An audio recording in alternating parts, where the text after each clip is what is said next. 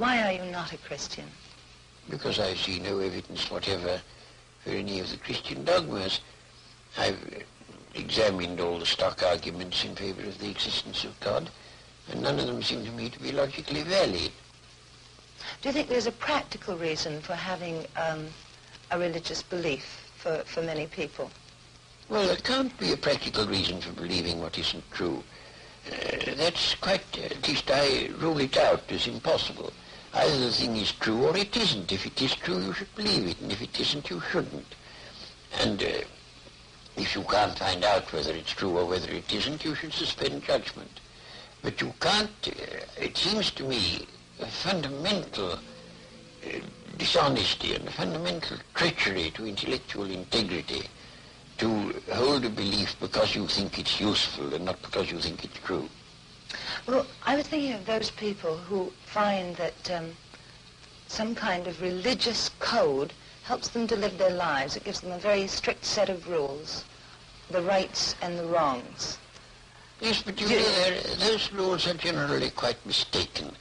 A great many of them do more harm than good. And they would probably be able to find a rational morality that they could live by if they dropped this irrational, traditional, taboo morality that comes down from savage ages. But are we, perhaps the ordinary person, perhaps isn't strong enough to find this own personal ethic? They have to have something imposed upon them from outside. Oh, I don't think that's true. And what is imposed on you from outside is of no value whatever. It doesn't count. Well, you were brought up, of course, as a Christian. When did you first decide that you did not want to remain a believer in the Christian ethic? I never decided that I didn't want to remain a believer. I decided between the ages of 15 and 18, I spent almost all my spare time thinking about Christian dogmas and trying to find out whether there was any reason to believe them. And by the time I was 18, I discarded the last of them. Do you think that that gave you an extra strength in your life? Oh, I don't know. No, I shouldn't have said so. Neither extra strength nor the opposite. I mean, I was just engaged in the pursuit of knowledge.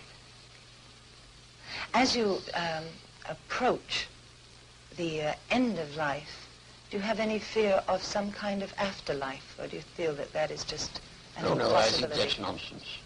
There is no afterlife? None whatever.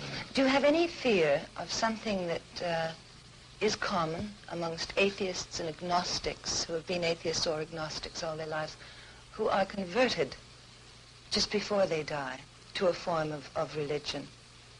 Well, you know, it doesn't happen nearly as often as religious people think it does. Because religious people, most of them, think that it's a virtuous act to tell lies about the deathbeds of agnostics and such. As a matter of fact, it doesn't happen very often.